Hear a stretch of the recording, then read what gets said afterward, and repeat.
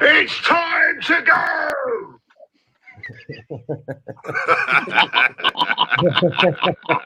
That gets me every time. That's big boys, that's quality, isn't it? It's quality. It's just brilliant. It makes me laugh to this day. Hello, everyone, and welcome to Claude and the Bansters. This is a special edition of Arsenal against Tottenham, and we've got two fantastic guests with us tonight. Let's start off with the man in the bottom left. He's an entrepreneur to Calf Restaurants. He's the brother of TV reality star Stephen Bear. He's just about to make his debut appearance in movies alongside Bill Murray and Nick Morgan. And it's Danny Bear. Nick Moran, tell. Nick Moran, sorry, Nick Moran. It was in layer cake and snatch. You don't want to upset him. Lock, stock, and two smoking barrels. That's the way you beat me to it, tell. That's it, mate. How you doing, Dan? You all right, mate? I'm very well, chaps. Very, very well. It's good to see you all in such fine form. I can see that Claude the legend is here. He's the only legend out of Arsenal that I know, to be honest with you. The other two boys are great, but Claude is the legend. And that catchphrase, it's time to go, will be me right at the end of this podcast. By the looks of it. More like legend, legend. But thank you very much for the compliment. Anyway, thank you very much. And I'm glad. Thank you for coming on. By the way, thank you so much for coming on. We're also in our bottom right hand corner. We've got a man that was in the Boyband Blue. He had 3 number 1 hits, 5 number 1 albums, 2 Brit Awards, 2 MTV Asia Awards, and it's Anthony Costa. How you doing, Anthony? I'm all right, though. I'm all right, boys. Yeah, I'm excited to be here. It's going to be a laugh. That's what it's about. It's about having a laugh and a bit of giggle, a banter. So, it's nice to see Claude again. And, it's all good. Nice to see you again, mate. And where are you now? Are you still up in near Stansted, around up that way? Where are you living now? Don't tell me. Yeah, I can hear you, boys. Can you hear me? Are you still up in? Are you still up in Essex way? Or I'm all good, mate. It's gonna be laugh. All right. When we're speaking tonight, boys, we get some super chats which we have to read out. So Zane's put London is red, boys. Why's it got £1.99 on it? That's a super chat. They're paying to have their messages read out. Oh, gotcha. Yeah. All right then. It pays the bills. It pays the bills, Danny. Paying the bills. Anyway, let's start. Let's carry on, Terry. We also got my fellow Bansta in the house, Diesel. How you doing, Diesel? Hope you're well. Yeah, all good, Tel. Yeah, nice one. Hello to everyone in the chat room. Absolute pleasure to have these two boys on. As Anthony said, mate, it's going to be a giggle. Fellow respect as well. Another East Londoner, Essex. That's the way forward, boys. You know that. Yeah. Looking forward to it, Tel. Looking forward to it. And we've also got the man himself, Claude. Hope you're good, mate. You all right? Yeah, I'm good, mate. Don't know. This lockdown is getting me struggling along, but I'm getting there. Well, obviously, as you can see, this is the 3 boys on top are Arsenal, and the 2 boys at the bottom where they should be is Tottenham. You know Okay. 1-0. Let's let the banter commence. I don't know if you've seen the screen behind me, boys. Do you remember that result? It was a long time ago, that one, wasn't it? It's when he was 5-2 Arsenal. Remember that one? Oh, the 5-4. 5-2. I've got to say that they have. I've lost that. I forgot. They have had the upgrade. The 4-all springs to mind. I remember Aaron Leonard scoring in the last second. That was quite. And you was already at the tube. And Anthony, you was already at the tube station when that 4th one went in, weren't you?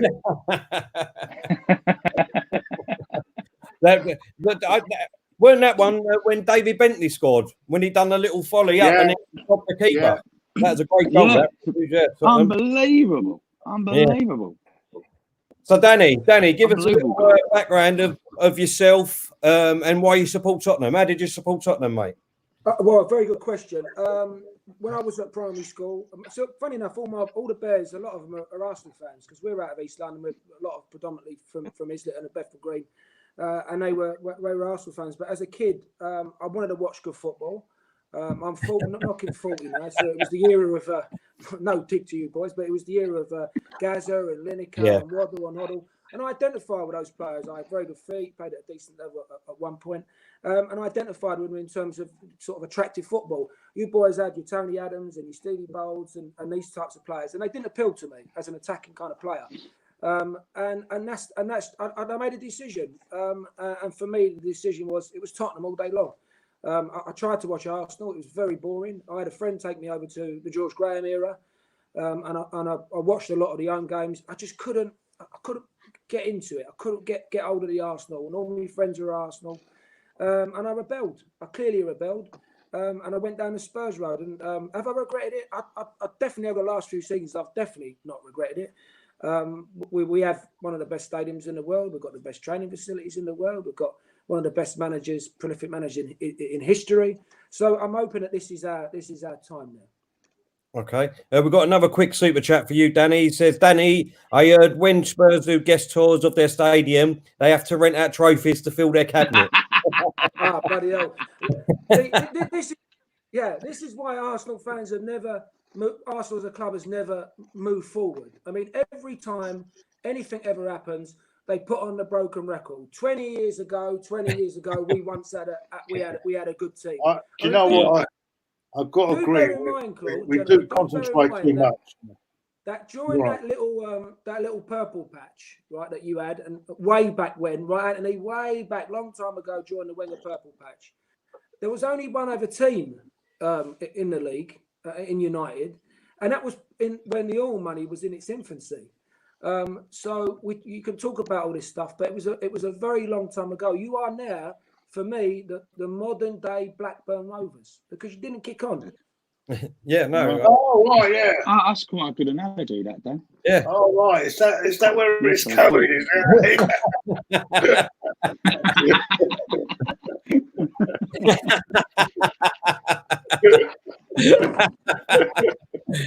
No, that was a good analogy there, Danny. What about yourself, Anthony? A bit of background on yourself and why you sport. So born into a Spurs family. I was born a month after the 81 FA Cup final. So I had no choice, mate. And my brief history, my first game was the Ozzy Ardiles testimonial, and I remember Maradona coming over and wearing a number 10 shirt, and that was it. And I got the bug. I got the bug for supporting Spurs, as I said, because of my family. But the ironic thing was, when I came back, I went to live in Cyprus for a couple of years, and when I came back in 91, my dad had factories in North London in the 80s, and his factories was in Mount Grove Road, just off Blackstock Road. So it was just, I was in amongst all these Arsenal fans, and I was the only Spurs fan in my primary school for a bit. So it was quite surreal, mate. But luckily I had the banter to ease off getting beaten up. Do you know what I mean? And I could play a bit of football, so that was all right. But yeah, my dad had a cafe on Mount Grove Road, and I'd hate to bring it up, but when we beat you in the semi-final, Gaz's free kick, it just erupted. But because my dad was well liked, there was a bit of banter, between my dad and the Arsenal fans. So yeah, but that's the brief history of me supporting Spurs, and it's been up and down ever since. More downs than ups, but hopefully there's light at the end of the tunnel. Okay, we've got to see. Did you say you had a calf or Mount Grove Road? Calf. Anthony, sing a bit of All Rise tune. Come on, sing it. One for the money and the free ride. It's two for the louder children at All Rise. That's it. So you get it. Anthony, if he puts another couple of quid in, mate, do the verse. That's fine. Hey, Anthony, how would Troop sing it? What would he do at the end? All rise. What would he say at the end? Blood. All rise. Let's do what's up, blood? I'm a blood clot, yang. One for the money and free ride. I'll do the second bit. Did you say you had a calf in Mount Grove Road? Anthony. That's a good one, Dan. I like that, mate. I like that. Yeah. Anthony, did you say you had a calf in Mount Grove Road? I don't think Anthony, can you hear me? Can you hear Claude?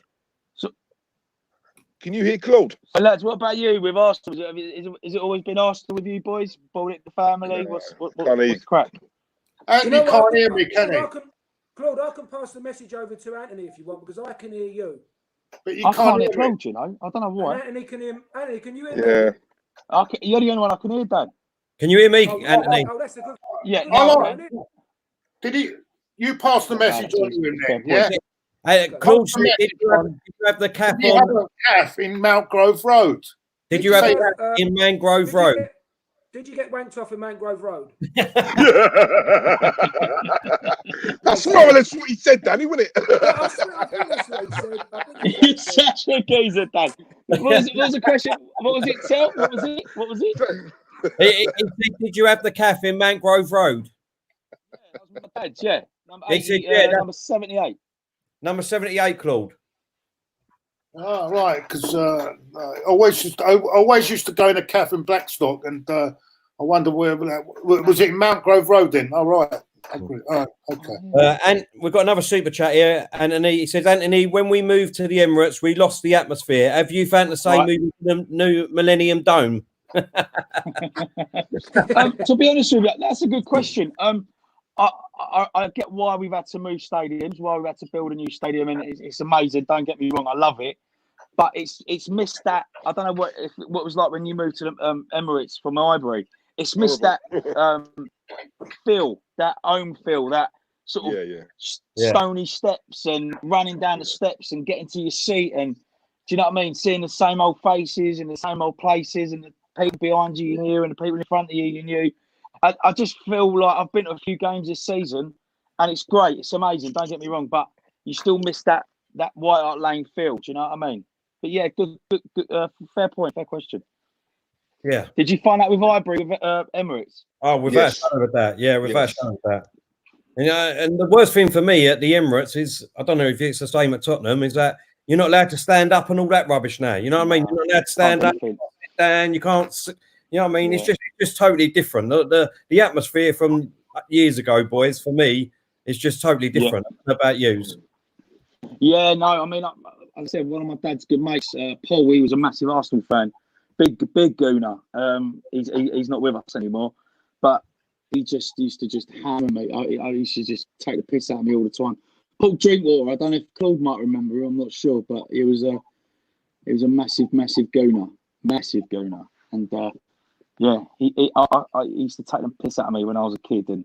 But yeah, I remember him saying about the clock end and all that, and I never obviously experienced that because I never went. I went as an away supporter, but I just think going into a new stadium, you need that old feel about coming back. Do you know what I mean? You need that football, because that's what it's about. Essentially, it's all about football. You know, we want to see a game of football. We want to enjoy it. Yeah. But the good thing is, Anthony, at least it's not a generic. A little dig here. At least it's not a generic IKEA flat pack stadium, which is what has been built at the end. I mean, in the greatest respect, did you know there's at least 10 of that? I mean, no disrespect, crock of shit, all across Europe, and they're all exactly the same, just with a different name above the door. And that, I was going to talk about Kroenke a bit later on in this, but I'll sort of mention a little bit now. But that's no love, there's no passion within at Boredom level at Arsenal anymore. What happened, Charles? Because at least with Levy, we all know his faults, but we are one of the most valuable club in the Premiership, and by default, probably now one of the most valuable clubs in the world.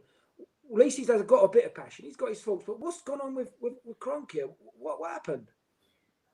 Well, I don't think it's so much. I don't think it's Kroenke so much as it's the recruitment has not been great at the club. It's not so much Kroenke. Hello.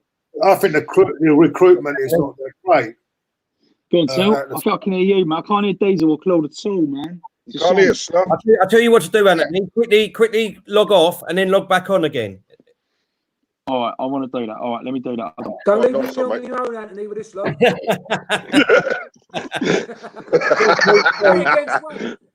it's what I'm used to anyway, 3-on-1. Maybe it's mine. Maybe it's mine. Shall I clock off as well and come back in? Maybe it's me as well. I can hear you, though. I think everyone can hear you, Claude. It's the Wi-Fi in general, lads. It's terrible tonight. Yeah. Diesel, he's making out. He can hear you. He probably don't fancy it. Now he's back. He's coming. I think he's coming back. I can see him at the What bottom are you of saying about Cronky? Kroenke, yeah, I mean, probably cause a bit of controversy in terms of Kroenke. I mean, I'm a Spurs fan, but I've got opinions that, I'm into business, whether it be for him, which I rolled out across southern England, 100 and so outlets. I've got a fair understanding of corporate business and business. But when I do sort of business seminars, I often use, I mean, no disrespect, lads, but I often use Arsenal Football Club as a prime example of how not to build an enterprise. It's a pack of cards foundation. I'm going to go in strong here. I'm going to just set a cut amongst the pigeons. But it's a sham of a youth system, tragically underfunded scouting network, dated training facilities, and I've had that from someone within almost the very top of Arsenal. I talked about the stadium being an IKEA sort of flat pack style stadium, and I mentioned it before. It's just a lazy. There's no love, there's no passion from the owners. And whilst you were building that soulless bowl, we've kicked on, we've pushed on, and we've built the best stadium. Well, certainly one of the best stadiums in the world, the best training facilities in the world. Claude's back, he's gone for a quick slash, and we've really moved it on. And this is what upsets me, because I want you boys to be our rivals again. It don't feel Sorry like about you're that. our rivals. Sorry about that. I had to go and water the flowers. Sorry about that. It's, the only thing I'd say to that, Dan, it's all right having a great stadium. You know what I mean? A chairman that don't want to spend his money and not having nothing to show for it. True. True point. But you've got. I see. Yeah. This is why I talked about the building of foundations of a business and building the foundations of a football club, because what he's built there, he's built very, very firm foundations. He's employed, and I didn't mention this, but he's employed one of the most prolific managers in football history. There's no denying that. I mean, I can go for his honours if you wish, if we've got that long. But he won the Portuguese league twice with Porto, the Taça de Portugal, the Champions League with Porto. He won the Premier League 3 times with Chelsea, the FA Cup, the League Cup 3 times, Inter Milan, Serie A twice, Coppa Italia, Champions League, Real Madrid, the Liga, Coppa del Rey. Even at Man United, when it was deemed a failure for Man United, and for him, what was he, runners-up against an almost impossible to defeat City. He won the League Cup, the Europa Cup. And when you compare that with what Kroenke has done, he's brought in Atiti from Everton. Sorry, I always get them names mixed up. What's his name? Anthony, what's that fella's name again who's never managed to club? Arteta. Having said that, boys, I think. can you hear me now? You as Arsenal fans, would you rather the chairman be hands-on, be there every week, be there week in, week out, be in and amongst the fans, answering the fans, or would you just rather him be in the background, getting the best players for your club? I would like. Go on, Claude.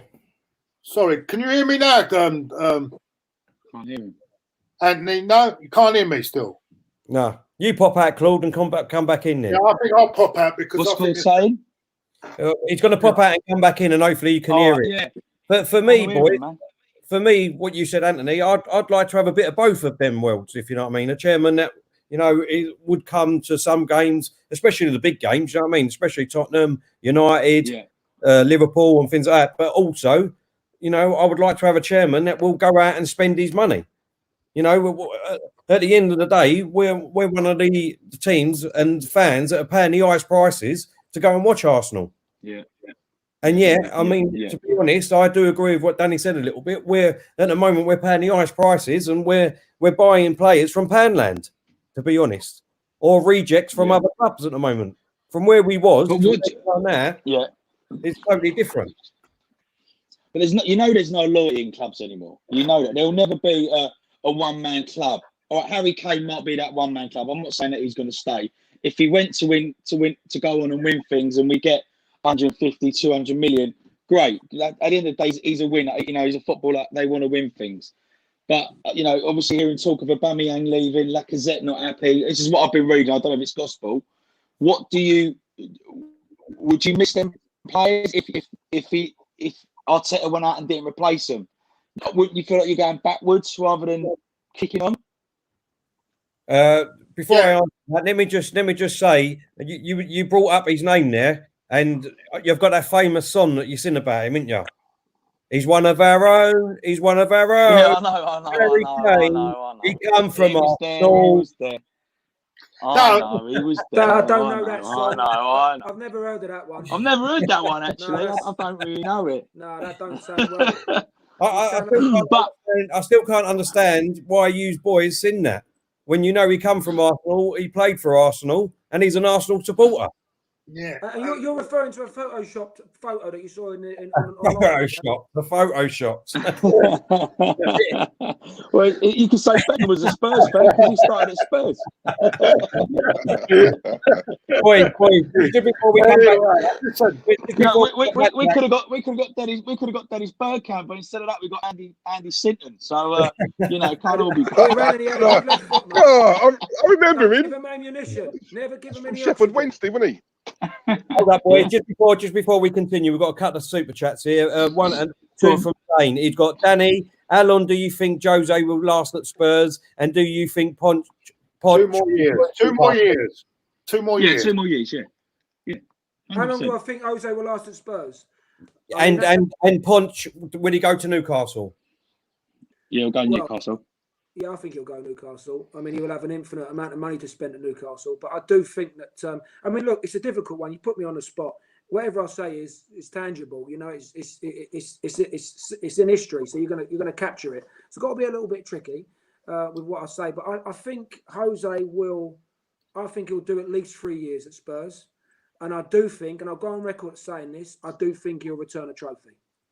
Mate, Danny, I hope so, mate. What you on about? What you on about? You won the Aldi Cup, didn't you, last year? We did. Yeah, the Aldi. We won the Aldi Cup. We're also the runners-up in the Champions League, and that's a completely different competition to what you boys are in. Yeah, but we done that first, didn't we? Champions League. We were first. Yeah, but that was nearly 20 years ago, chaps. That's what I'm saying. This is why you never move forward, because you keep putting the broken record on. If you, I will say, boys. I thought in the final, I thought you lot were just happy to be there, and I think that done you in the final. That's it. Yeah, we were telling You're right. You're right, mate. You're right. I do. I thought in the final, you just turned up. Thought, we're just happy to be here, and I thought that 100%. As soon as because Liverpool were poor on the day as well. They were terrible. Your lot didn't turn up either. So no, really, it was a poor final. You've got to say you rode your luck getting there, didn't you? Really, I mean that 100%. last minute of Man City where the goal was disallowed, and then I don't know how Ajax just collapsed in that second half like they did. But and I'll tell you another thing. I will say about where he did go wrong. And you might not agree with me, but I don't think he should have played Harry Kane in the final. Never should have. And he should have played. He should have. The bloke scored a hat trick in the semi-final. I know, mate. I know.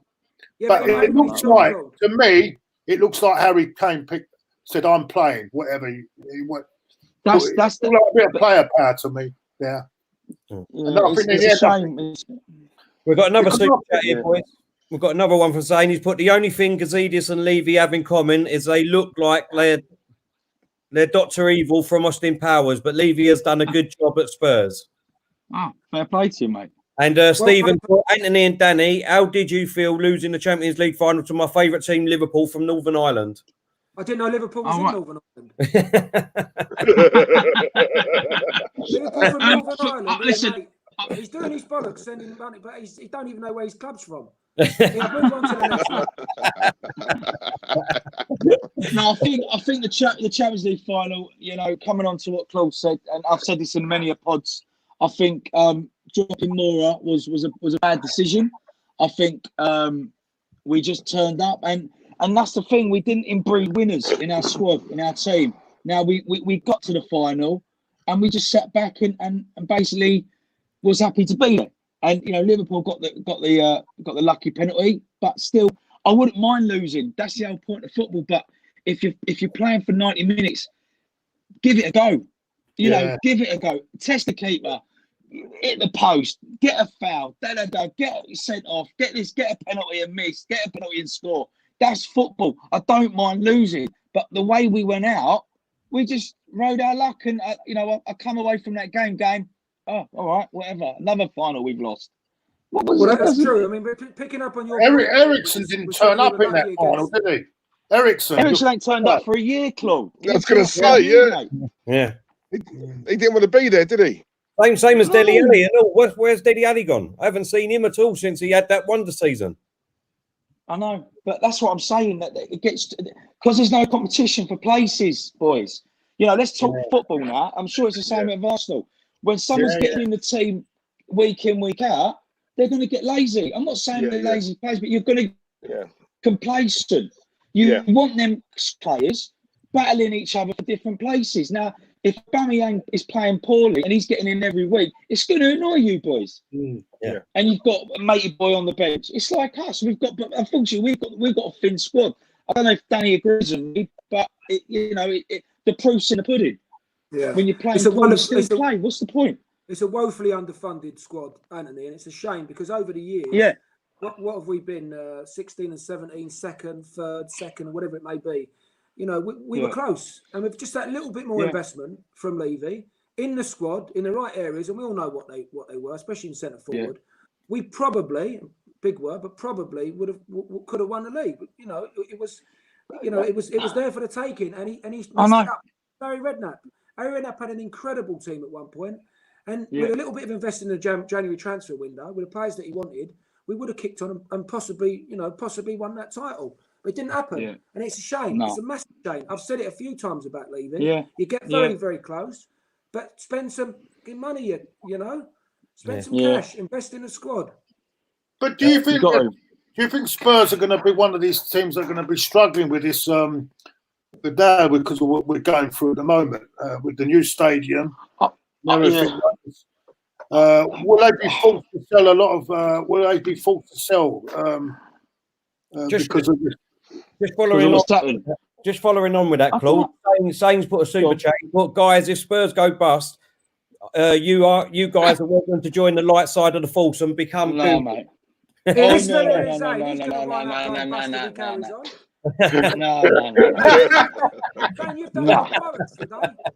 Bless him. Oh my dear, mate. I have to read these out because they pay the bills. See? So I'm sorry. This is the same one where he pays his own bills away and carries on. Liverpool should go Ireland, right? Where's Manchester? So lads. I wouldn't want to be honest with you, I wouldn't want to see Spurs go out there because we'd lose that rivalry, wouldn't we? Wouldn't we want to see it? Yeah. Or any team go back. What would we have? Nothing to look, no North London derbies to look forward to? Oh man, kill me, mate. Kill me. No friend who walks down Tottenham High Road.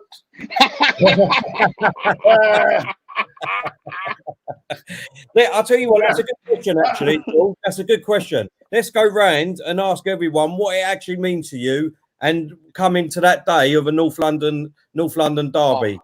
Go on, Diesel, you start us off. What does it mean when that game? Yeah, it's one of those games. When the fixtures come out for the new season, the first thing I do is look at when are we playing Spurs, right? And that's a tradition, right? In my opinion, I look for two fixtures. When are we playing them at home and when are we playing them away, right? And then obviously the next thing you do is you think, right, I need to make sure that I'm free on that weekend. And obviously, you go down with the boys. I love the rivalry. What I like about, do you know what? I've heard many a debate with a lot of people saying, what is the biggest, the biggest rivalry, the biggest derby? For me, it's always been Arsenal and Spurs. For me, it's bigger than Man United and Liverpool, right? That's more of a rivalry than better. Yeah, the games are better. There's always goals, and do you know what? The one thing that you'll find with Arsenal and Spurs is form goes out the window. So if Spurs are on a right poor run, or we are, it doesn't matter. On the day, it's who wants it more. For me, it's a great day out, and it's one of those games where you get your money's worth, boys, didn't you? Let's be absolutely. No, you're completely right. Just before I come, Right. Danny, just before I come to you, Stephen, my bad, Danny. Should have said I was from Northern Ireland. Laugh out loud, basically. I clearly know where I'm from. I've been to Liverpool many times for a game. Oh my God, I've got to read this one. But don't Zane, get not too triggered, fan. Stephen. Don't get too Zane. triggered by some of the comments. I'm just trying to get more money out of you. Zane, Clarify your questions. That's a double bubble. Zane just contributed 100 quid here for a question. So thank you very much, Zane. Bloody hell. He put, guys, we will give you Ozil for free, but you pay his wages and we get the super South Korean in return. No. No chance. He's not even good enough. He's not even a top 6 player, let alone a Champions League club like that. He would just about do well. Josie loves Ozil, you know. He might be coming to Spurs, you know, when his contract. Not in a million years. Josie's a big fan of his. He sold him, didn't he? Actually, I think Ozil would suit your team more than what it suits ours. I don't know. It's your style of play. I'm not in the Premiership, Claude, because he's Anthony, we can't hear you, mate. He's not strong enough. He's not quick enough. He's not strong enough. I don't think he's a top 4 player. Signal's terrible, lads. Honestly. Yeah, no, yeah. Danny, go on. What does the game mean to you? The North London derby? What we're talking about? Well, it means it was at one point almost life and death. It was that serious. I mean, you'd have sleepless nights leading up to it. You'd argue with your friends in school. Yeah. You then argue with your work colleagues.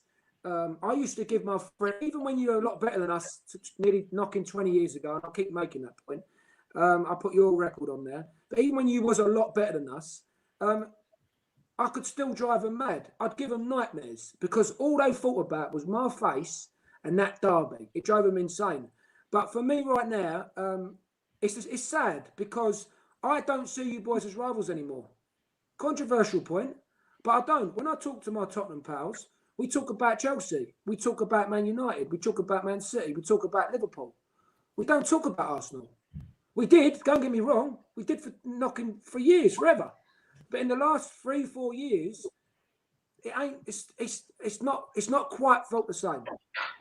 And even when you were much better than us, I'm sure you wanted to beat us. But it's like when you had United up your ass. That was a more important game. Yeah. And that's how I feel now. And that's how a lot of Spurs fans feel. You go in here these shows now outside various grounds outside the Emirates, which I won't name because someone took all the money. But the people outside them grounds constantly talk about Tottenham. If you listen to it. And Claude, you was the first fella to turn around and say in front of all those deluded Arsenal fans, you said Tottenham are going to challenge. And this was unheard of 3, 4, 5 years ago. You said it first and they all laughed at you. And they did challenge that year, didn't they? If I'm not wrong. That was the year they challenged and they nearly won it, isn't it? Is that the one? Yeah, I think you said it in 16. I think you said it in 16, 17. We finished with 85 points. You were way down. You were sort of mid-table almost, 6th, 7th, 8th. No, because you were knocking 16, 17, 18 points off. What people don't like about me is, and I say what I see. There's no bite. Although I want us always to win, and I want us, but I always tell the truth. I can't lie. I can't hide and say that they're not playing well. And at the time, I thought they were genuine title contenders, and they turned out to be that year.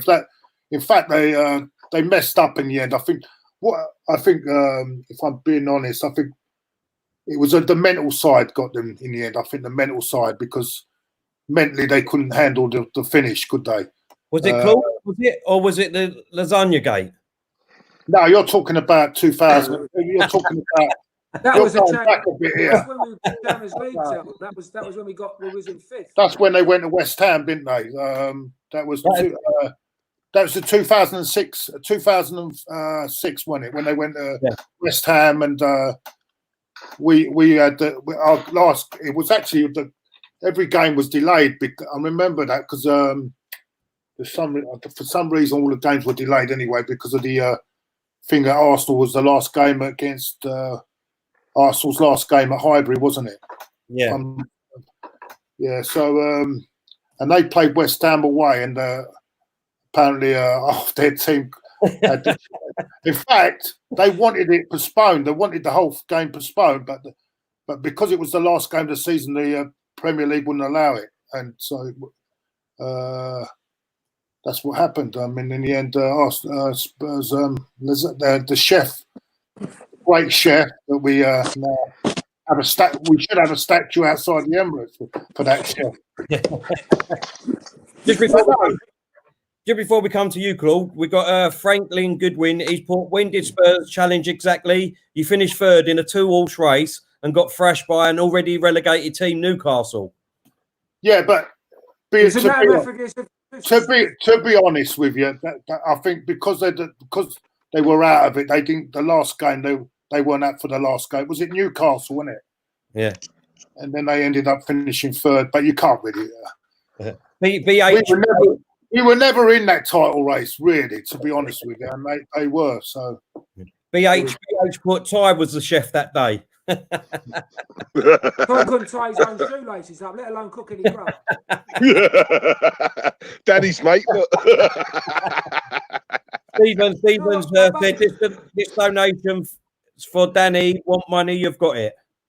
Oh, thank you, Stephen. That's very kind. Who's got the money? Not Robbie. The sore point. Is he on furlough at the moment? Anyway, they've got to put him on furlough. That fella. Claude, what does the North London derby mean to you, mate? Sorry, go again. What does the North London derby mean to you? It means a lot, but I mean, I'll go back to 19. I've been going a lot longer than these boys. I think I've been going since 1972, so it does mean a lot. I remember the game when we went to White Hart Lane 2 days before Christmas in 1978. It was, and John Pratt back pass, and that was the first of 5 goals against them. But then I remember a few years later when George was in goal, and they beat us 5-0, and Alan Brazil got 2 goals that day. So, you know, you get ups and downs, you know. But what I know, they're very rare, them sort of games, because always, even if Arsenal were playing well, Arsenal at the top, and Spurs were even mid-table, but there's always only 1 goal in it. It's never an easy game. It's always a tight game. You know what I'm saying? Yeah. They're rare. Very rare. Even that 5-2 that you got behind the screen, they were very rare games. You know what I mean? It's always been 1 goal in it. You know, even when they're playing well. Even when we last season, when they were on top of their game more than what we were, we could easily have snatched a win there. But for that penalty that should have been taken again, by the way. Yeah, because of the encroachment, but it wasn't. If it was VAR now, that would have been retaken. So no, it means a lot. I mean, a lot to win. I think the biggest one was winning the league at White Hart Lane. Although I felt a little bit of an anticlimax there, because we should have won the game. Really, we were 2-0 up and we let that slip. And I think even Tottenham fans, I remember that day. Tottenham fans, they thought they stopped us winning the league because they were celebrating at the end, getting that draw. But I think they forgot. They thought that we didn't win the league then. But that was great moments. And of course, that semi-final in the Littlewoods in the League Cup in '87, that was great because they won at Highbury 1-0. They were 1-0 up at half time at White Hart Lane in the second leg. And the ticket announcer was announcing tickets for the final. We pulled that back, and then we beat them at White Hart Lane in the replay. But overall, most of the games, I think, if you find, most of the games have ended up in draws as well. A lot of the games have ended up in draws, so they're always close games and great rivalry. Yeah. What about yourself, Anthony? Can't hear you. Anthony, if you can you hear me, Anthony? Hold on, is that your money down there? You heard that? Look. Anthony, he asked you. Anthony, come back out and come back in. Come out the closet, Anthony. For me, boy. Come out the closet. He never will, Danny. You never will, mate. He's in denial. Yeah. I waited for him to leave before I said it. It never happened. Here we go. Just a quick Here he one. comes. He's got his... Can you hear me, boys? That's it. Yeah, we can hear you now. Yeah, that's it, mate. Nice one. Nice one. North London derby. Yeah, I mean, I get very sleepless nights the night before. If it's a lunchtime, I hit them lunchtime kickoffs, 12:30s and that. Because if we lose or we played well and we draw, we throw 1-0, lead away and we draw 1-1. It just does my weekending. So a good 3 o'clock or a Sunday afternoon is always all right for me. But yeah, there's been ups and downs. I mean, I remember going to school in the 90s, and unfortunately, we only beat you once in them 5 years we were there. I think it was Popescu, 1-0 at Highbury, and it was a cold Tuesday night or Wednesday night or something. So, but it is massive rivalry. It's been embedded in me. I've known no different.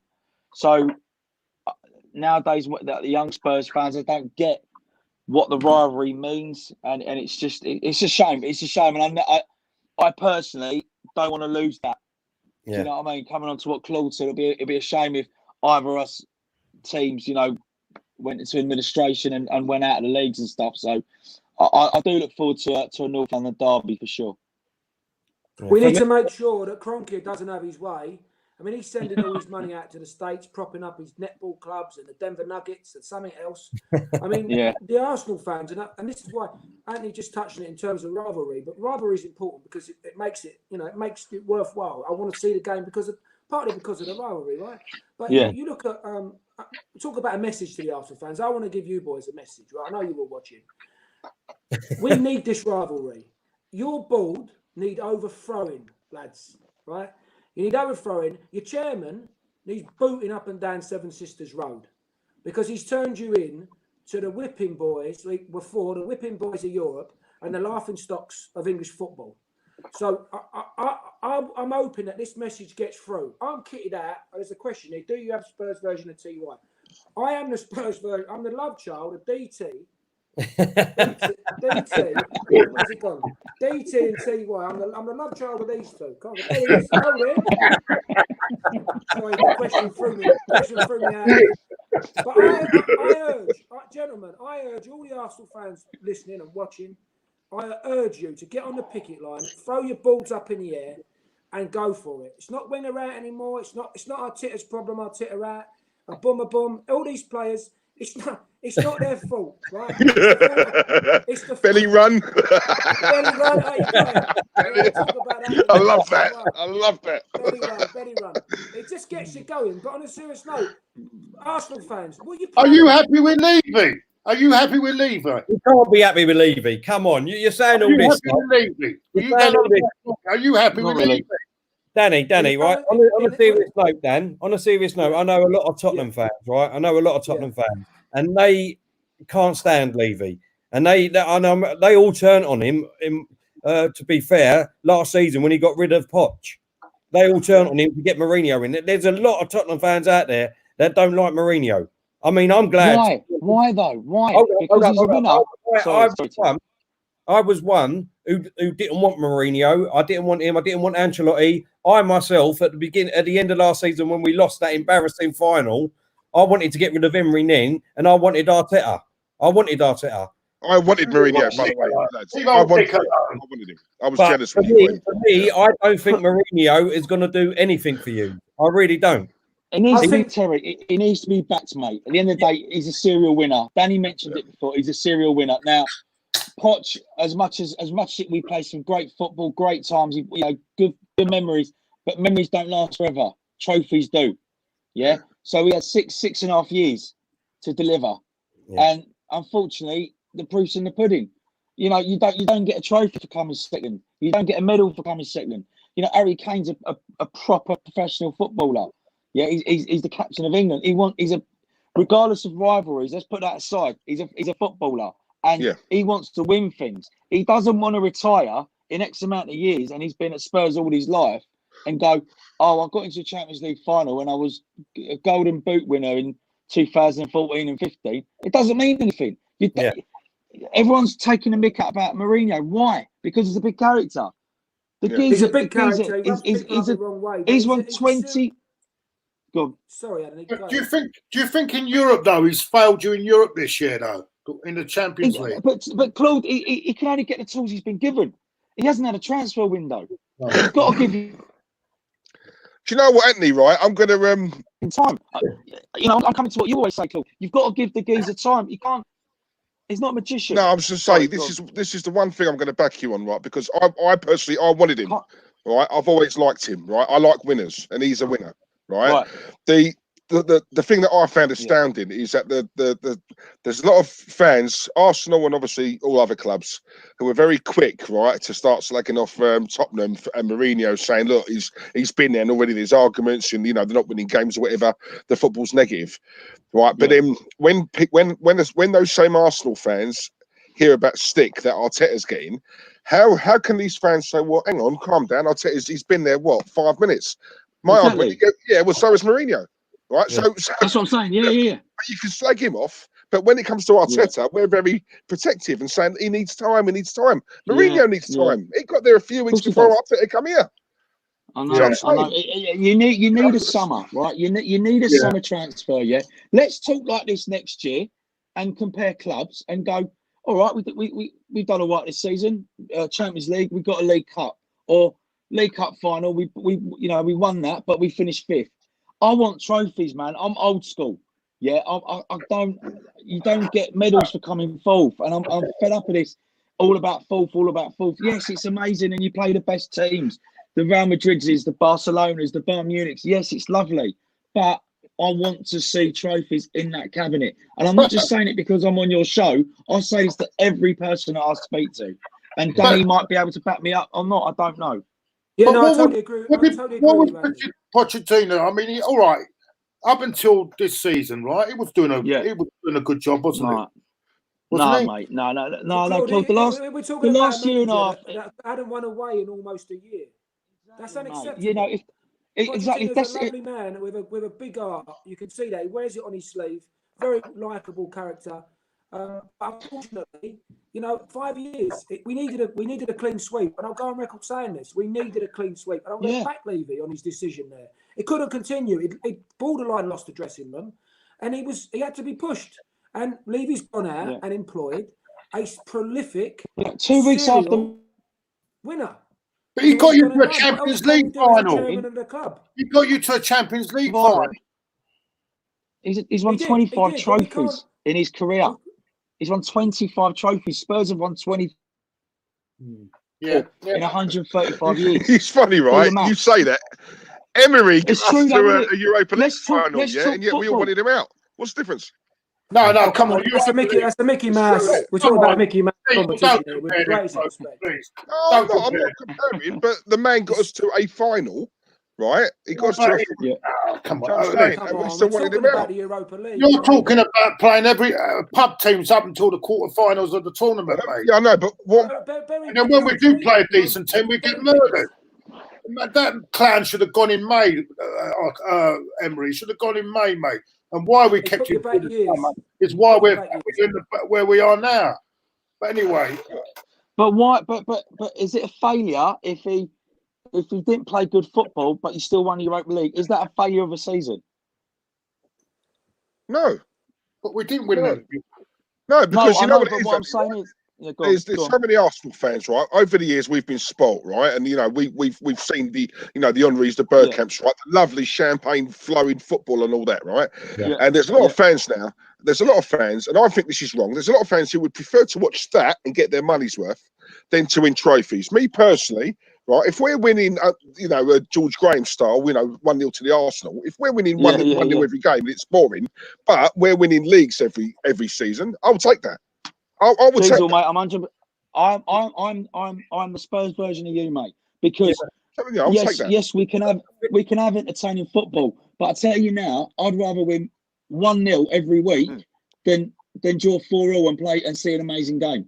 That's just me personally. All day long, because at the end of the day, it's all about 3 points. But it wasn't entertaining under Arteta. It wasn't even entertaining under Emery. It wasn't entertaining. No, not at all. Listen, it was rubbish and poor results. But for that year and a half, for that year and a half, Yeah, but I don't even talk about that Arsenal time because he was absolute crap. He had everything on paper, you know what I mean? He looked good. He won in Spain. That's great, fantastic. But when he come to Arsenal, he was rubbish. Let's get it right. Let's not, you know what I mean? You can't. The dressing room was like Mind Your Language. You ever watch that program, Mind Your Language? Yeah. That's what the dressing room was like. Come on. Right, we've got a couple of super chats here. Zane said, Danny, do you think Campbell was a traitor? Joining. We'll come to that in a minute. Joseph support, great show, Claude and Terry. Thanks, mate. Really appreciate that. So let's just get on. Let's change the subject a little bit then, and go to the super chat of what Zane just said. And Campbell, with Sol Campbell, I think what happened was. How did you? Fraser Campbell. The thing is with Campbell, I think there was more to it than meets the eye. I think Spurs they promised him a contract that they reneged on, and I think that in the end he decided he wanted to go. I'm not having that picture that just come up. I'm not having that. Why? Why Do you know what, my boys? That's disgusting. Do you know what, lads? Do you know what? Right? What sort of blood is that? Oh, not again. I can't look at it. Come on. No, take the thing off now. No, because these aren't our friends here. We can't keep doing this. No, all right. No, let's talk football. Yeah, let's talk. Yeah. No.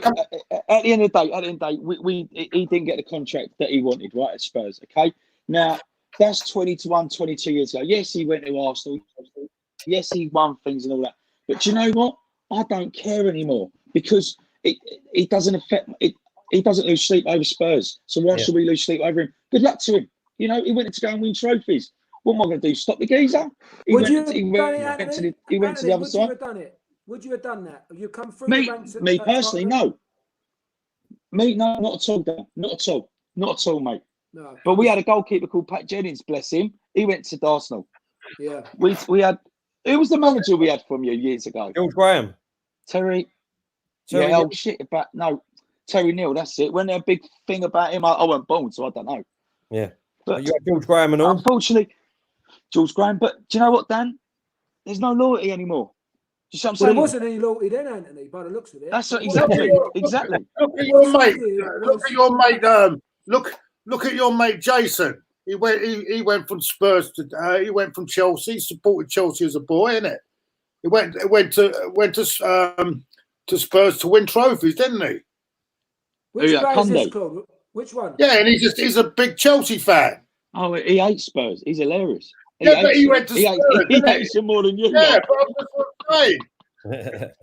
That's what I mean. He went to Spurs because he could win more, innit? Even though he's a big Chelsea fan. Yeah. Am I right? There's a line you don't cross in business. There's a line you don't cross in life. And what Sol Campbell did was treacherous. It was absolute filth. He could have gone to United. He could have gone abroad. But he jumped in a taxi, a bit like Petit, but different scenario. And he went across the capital and he joined our fiercest rivals. And whether we did give you Adebayor. You got Adebayor. And I understand what... Yeah, but Adebayor... He hadn't come through the youth system at Spurs. There was no DNA in Adebayor. Sol Campbell had grown up at Tottenham. William Gallas. You had the great William Gallas from us. Again, we're talking about a foreign. He's about 50. David Bentley. David Bentley. He doesn't play anymore, him. I mean, I don't know where he is. Rowan Ricketts. Remember him? Rowan Ricketts. Yeah. Cool. He weren't a bad little player. Ricketts weren't bad, but you're talking about Sol Campbell. Look, we've got to take it on the chin. It's a tough one to deal with. It's terrible, but what we're going to do? Cry over it your fans, how comes your fans never had a go at Pat Jennings when he left? That's what I was saying. That's what I was bringing it to you guys. I mean, Pat Jennings told me a story that he was forced out of Spurs, and I think it was by Terry Neal. I'm not sure. Forgive me if I'm wrong. And he obviously went to Arsenal and he said he couldn't enjoy it because he was Spurs through and through. But he had to go somewhere to play football. Was Pat Jennings, Claude? You might be able to answer this. Was Pat Jennings saying he was going to sign a new contract, and was he even offered a new contract? Unlike Sol No, he Campbell, wasn't. who said he was going to He sign wasn't. and fed the fans with propaganda to say that he was signing a new contract. Well, that was never going to happen. So that was. Did Spurs make the big mistake that they thought that possibly Barry Danes was going to be a real success, and that's why they let him go? I'll tell you what. Let me. This is He was shocking him. No, but that's what they thought. That's why they let him go. Maybe, Claude. Maybe. This is interesting, right? Let's ask everyone and everyone in the chat. Let us know, right? So let's go round individually and see if you would do this, right? So at the time, you were both Tottenham, Anthony and Danny, right? Yeah. You come through the ranks. You can play for your boyhood club, like Steven Gerrard, like all the, Frank, all these other players. Stay at one club. Yeah. Harry Kane at the moment. Would you stay at Tottenham, knowing that you weren't going to win the league or whatever? Well, not knowing, but you knew back then that Tottenham weren't, nowhere near all the other sides. Or would you leave to go to Arsenal? But where would he go? Where would you go now? This is not the Arsenal. This is not. No. I know that. 17 years saying ago, when there was only one other question, club. Dan. A genuine question yourself. Yeah. Would you leave Tottenham, knowing that you come through the ranks, so your boyhood club, to go and play for someone to win trophies? I think you need to be bordering on a psychotic, a psychopath, with no empathy, to be able to feed the clubs with propaganda to say they're going to sign a new contract, and they say they love the club. They've come through the ranks. He had the Spurs DNA running through his blood, and the man's got the audacity to not understand why he upset so many people with what he did. He still moans about it. I mean, he's a fool. He can barely string a sentence together. The bloke even tried to run for mayor. I mean, I've just got to have a screw loose. I don't think there's many players who's ever done what he did. It was absolutely vile. And every Spurs fan who not physically violent, but every Spurs fan that gives him stick, soul for me deserves it. It absolutely deserves it. I would never dream of doing that to Tottenham. I'd potentially go to another club, but I would never, ever, ever go to my arch rivals. Sheringham did the same at Man United, didn't he? He went on to win things and stuff, and you can't hold him against that. No, I know. That's what I'm saying. But he did go on to win trophies. Now, as I said to you when we started talking about Sol Campbell, it doesn't affect me anymore. I'm over that. Do you see what I'm saying? And yes, of course, I was gutted, mate. I was gutted because, as coming on to what Danny said, he said he was going to sign a contract. I saw the clip, yesterday on Sky Sports. It did all them Premier League years, and I was watching it, and I was like, why did he say that? But he knew deep down that he was going, a couple of miles down the road. But again, it's football. What am I going to do? Cry about it? We've moved on, and I like to think Danny thinks the same as me. We've kicked on from there. If we kicked on, I mean, until I saw that picture, I totally forgot about it. I forgot about it as well. Come up with Sol Campbell and Wenger. It brought back very bad memories. Yeah, it did. I was just gutted. I actually think he wanted to go. He was going to go to Barcelona because at the last minute, I think he just bottled leaving the country. But I think he would have gone to Barcelona. Did we do the same to Barcelona? Were in, yeah. Barcelona were in, and I think because he didn't. I think he just did bottled going out of England. I think that's what it was, and I think Arsenal was the only real ones that came in from England, so he went there. It's not acceptable. So, boys, how would you have felt? How would you have felt if Tony Adams did the same thing? It wouldn't have happened. No, you can't say that. You can't say that. It's only because Arsenal were at the time was still relatively more successful than Spurs. That Adams would, but if Tottenham were, you can't say that it wouldn't happen. I don't think. What would you be more gutted if? What I'm trying to say. Yeah, go on. I think with Adams, I think he had Arsenal ingrained. I'm not sure whether Campbell was really ingrained into Spurs as much. Well, I saw this Premier League, the Premier League thing that goes on, and Sol Campbell's talking about, and it upset me because he said, "Well, Spurs weren't an ambitious club, and I was holding everything together." And I thought, hold on a minute. How bad does that look at being your old teammates now looking in thinking, is that how you really felt? That's gutting, man. That's gutting. Because he had Do you good know what, players around him. Anthony? I don't blame him for going because I remember those days. They were dark days, right? A They long were. time ago, dark days. Yeah. I don't blame him for going. As an ambitious man, I would have gone. But I wouldn't have gone to my rivals. He had other options. He had United. As Claude mentioned, he possibly had Barcelona. He could have gone anywhere in the world, frankly. He was that good. For me, he was one of the greatest backs certainly playing in the Premiership. Where would it have hurt you more? Him going Arsenal, him going Chelsea? Oh, Arsenal all day long. I wouldn't have. Chelsea are our rivals now, but I don't have that same feeling as I have about Arsenal. Even if Arsenal, go into administration, unlikely, or they're going to fall into the second half of the table. That wouldn't bother me. But if Harry Kane now, so what you're saying, Danny, if Harry Kane went now to Chelsea, you would get upset. I'd be upset, and I think he'd done us dirty, but it's forgivable, Claude. There's no rivalry like Tottenham versus Arsenal. Yeah, but you say that, but Dele Alli's come out and said that the big rivalry now is with Chelsea. Yeah, but that's true because they're competitive. They're not fans. They're competitive. They want to win, and we see Chelsea as a club. That is our closest rival, our closest London rival. It is factually our closest London rival. And I make Dele right. Well, actually, league table suggests you're more closer to us than Chelsea. League table suggests that you're only a point behind. You're only a point in front of us. We're halfway through the season. The league table says you're only a point in front of us. We've got a game in hand. Who's won all these trophies with other different teams? What are you going on about? I don't want to break it to you, Tel. I don't want to be the bearer of bad news, but it don't look like the league's going to continue. So you're down there in 8th or something. I'd maybe slow down with that one.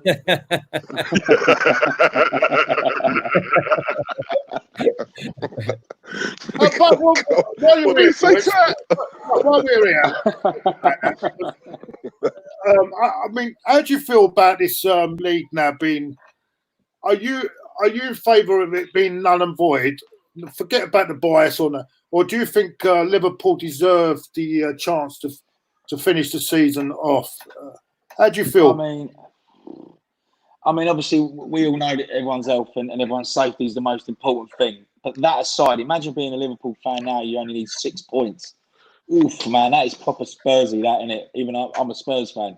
That's proper Spursy. That's just like 6 points, and if they don't finish it, they can't get the championship. They can't get the championship because who's to say that they would have won the next X amount of games? So it's a crazy time we're in at the moment. It cuts both ways though. Certain teams in the championship can't get promoted. There's teams in the Premiership that therefore can't go down. It goes all the way across every single league. This isn't just about the Premiership. I feel sorry for Liverpool. They absolutely, without question, deserve the title. But you cannot give the title to a club that hasn't played the relevant amount of games. It's just it's not. Boy, can I ask you something, right? Because you've gone since not having no dig here. You've gone since 1961. Since you won the title. You feel if that was Spurs in that position, how would you feel now? You'd be doing your nut. I'll be devastated. That's what I'm saying. It'll be Spursy. That's what I mean. I'll be gutted. But you've got to go with what you think's best. If Liverpool had won it before all this happened, then they deserve it. But unfortunately, they haven't. They are not effectively champions yet. So I don't know if you gentlemen are in any WhatsApp groups with various football fans. I'm sure you probably are. There's a lot of Spurs banter going on. I'm in a particular room with 8 Goonies. I call them Goonies, Arsenal fans. With eight Arsenal fans, right? And it's just me and one other bloke, Spurs. And they've been deluded for many, many years. But I did say earlier on, imagine being that Liverpool fan who's giving it to all those United supporters, City, all your rivals that you're going to be winning the league, and then this comes along and bites you. I mean, it must be absolutely shameful. Yeah. And right, Andy, it's the sort of thing to happen to Tottenham. Of course it is. That's what I'm saying. It's like, we've waited 50 years, man. This happened. Danny, what's your brother support? Is he a Spurs fan? Your brother? He supports himself. Him. Is he Spurs fan? Yeah. Hey. He supports Cristiano Ronaldo. That's all I know. I brought him up as a Spurs fan. As I say, we've got no affiliation, certainly immediate family with any particular football club. My uncles and stuff, mainly Arsenal, a few Spurs.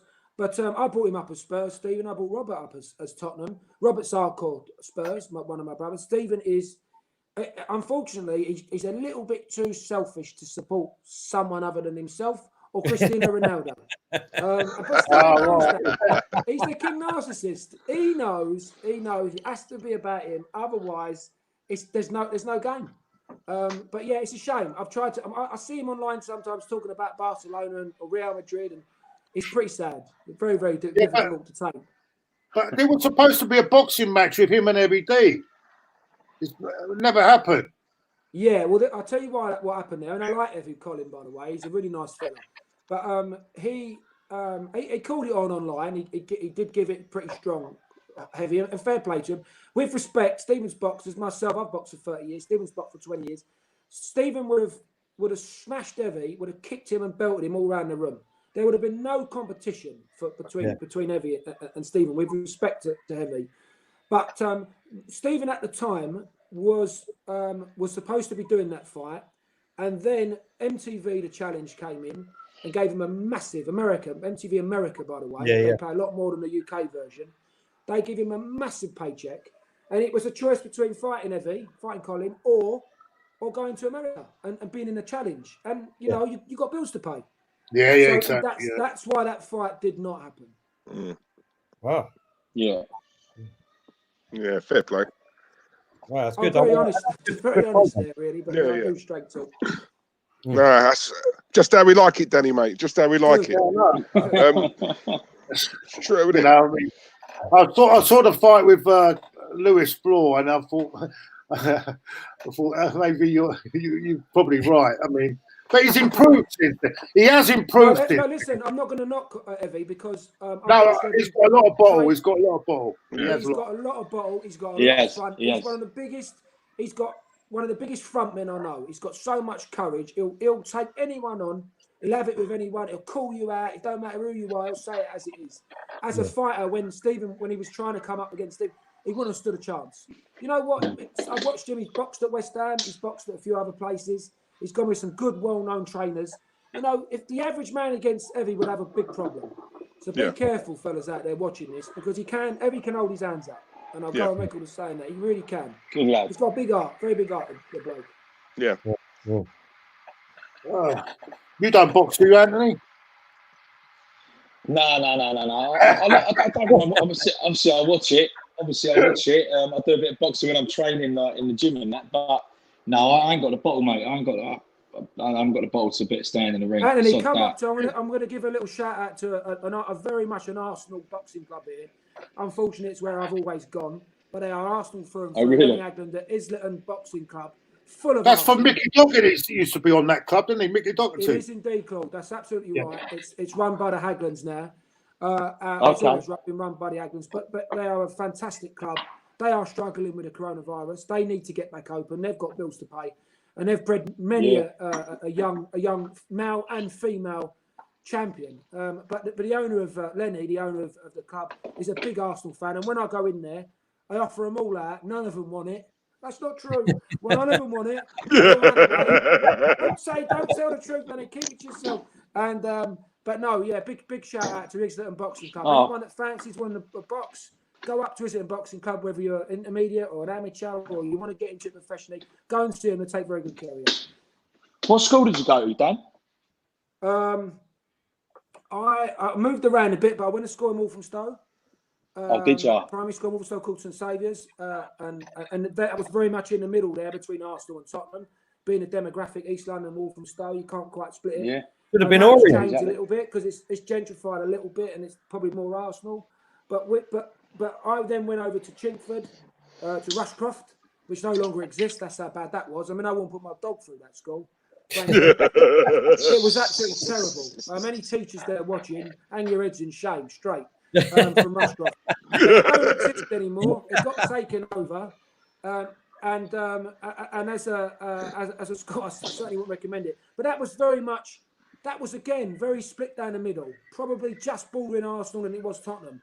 So it was a duel all the way through that. We had Tottenham versus Arsenal on the playground. I see a lad get his teeth punched out. I mean, It was horrendous, but it meant so much back then. I mean, it still does. I'm not condoning violence, by the way. Shake hands at the end of the match, kids. But yeah, it was a very, very couple of tough schools. What about you, Anthony? Was you? I think you're not. No, mate. Well, I'll say when we started chatting, because I've come back from Cyprus when I was 7. I went to school in Blackstock Road, and it was between Highbury Grove and Holloway Boys, and I was like, oh dear. My mum went, no, you're not going there, darling. So we moved out and we moved to my hometown in Edgware, and that's where I grew up, mate. So I was a Hendon boy originally. So yeah, that was a mixture: Spurs, Arsenal, couple of QPR fans. Background then, obviously, it was from the Cypriot. Yeah, Dad's great. Yeah. So it would have been mad, didn't it? Like I was the only Spurs fan, as I said, in my primary school. It was mental. But as I said, because I had the banter and I can make people laugh, they said it was like everyone was all right. You know what I mean? He was a good singer, Anthony, as well. Let's not forget that. You're not just a comedian. He was a good singer. I try to, son. Try to sing, mate. I try to sing. No, you were good. No. Yeah, I got to ask this. Don't go and follow my wife off the back of this, right? You're still doing the music. She had a picture of you. The music anyway. Andy, you're still doing the music. Am I still into music? You're still doing the music stuff, aren't you? Yeah. Still doing a bit. Yeah, man. I got to ask. Next time you do a concert, can you invite me in or not? I'd love to, Claude. Yeah. So just don't wear red. That's all I ask for you. No. Anthony. What he's saying is, can you get him on stage with you? No. No. Great. Get all the underwear thrown at him. What do you call it? You have to reenact the kissing scene, Anthony. I was watching your videos earlier, and I think brilliant, absolutely brilliant. Mate. I've got to ask, Anthony. Thanks, come on, let's be truthful now. How on earth did you come up with the name Blue? I'll tell you what happened. No, true story. True story. We was on the tube. We was in. We was coming from Edgware, and we was going to training in Chalk Farm. And at the time, Pink was out. She just literally came out with her new music, and we saw a poster at the tube station. It said obviously Pink and this album coming out, and we went, boys, what about Blue, man? Should we just call ourselves Blue? Sod it. And we're like, yeah, man, let's do it. And then it just stuck, and then that was it. Wow. But we were originally going to, it just stuck, yeah. So it's just. How did you meet each other, Anthony? How did you get together as a group? Yeah, just mates on the audition circuit. So I knew Len Dunk through different auditions, and then Simon I knew through the other two lads. He came down from Manchester, and that was it. We just formed the band and we kicked on. But we learnt our apprenticeship. Do you know what I mean? We sung in universities, clubs, and schools, and everything, just to build a fan base, and then that's how you did it. I love the stuff you've done with Elton. Elton. Lovely man. He loved his football, man.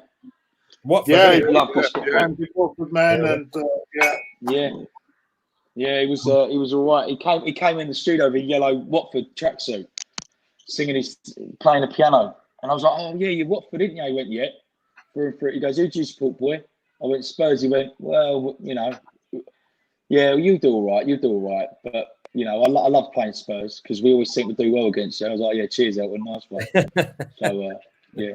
But Stevie Wonder for me, mate, was the ultimate, mate. Living legend, mate. You don't get bigger than that. So yeah, he was a top man, top man. He had no entourage. It was him on his own with his brother, and it was just a lovely man, just professional, and he proved to people what being in a business for 45 years, 50 years at the time is, like a man. Coming in, boys. Let's get back to football again then. What was the best game? Let's get back to what was the best game in the North London game you can remember? And obviously the best goal. Anthony. Right, best goal. Probably David Bentley's goal in the 4-4. Yeah, I have to say that because obviously being an ex-Arsenal player coming to Spurs, and it was just mad because it was one of the only times he really turned up in a Spurs shirt. I was quite surprised. No, you're right there. Yeah. So, yeah. What about you, Dan? Paul What about you, Gascoigne, Dan? semi-final, Wembley, Oh, without question. 99.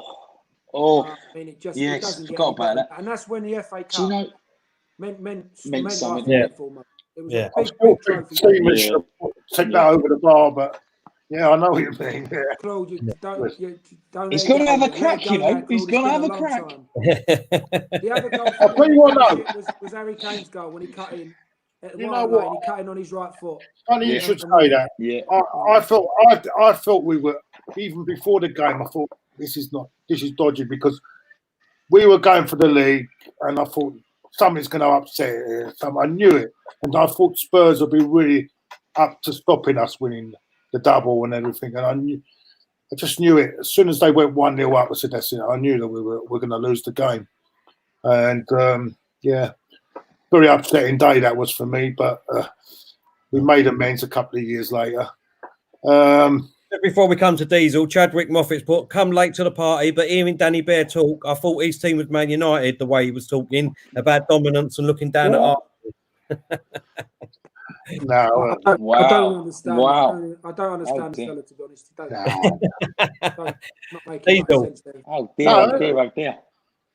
Diesel, what was your best goal and best game in the North London derby? Best goal was the Henry. Trying to think of which game it was actually. I think we spoke about it the other day, Tel, the podcast, didn't we? White Hart Lane. Oh. Yeah, but in saying that, you know, the as Anthony mentioned earlier on, the 4-4. Do you know what? It's as much as I was gutted we didn't win that. Right, you can't beat watching a game like, you know, you're watching a game with 8 goals. You know, in my opinion, you know, you got your money's worth. Do you know what I mean? And I think it's as I said earlier on, every time, you know, every derby, this is what for me makes Arsenal Spurs a bigger derby, right, than Man United and Liverpool, because the Man United and Liverpool derbies, right, it's normally goalless or it's a 1-1, it's a boring game. On paper, it looks a proper exciting game, but you know the result is normally a draw or it's just it's a goalless, it's a 0-0. Our games, right, you know, there's always goals in it, right? You never know which way it's going to go. Form, it goes out the window, and you know, and for me it's exciting, and it's the banter as well, and it's all about bragging rights, you know. So if we beat Spurs, we have the bragging rights until we play them in you know, for the second time. You didn't go to the 91 Charity Shield game. That was we talk about Tottenham game boring.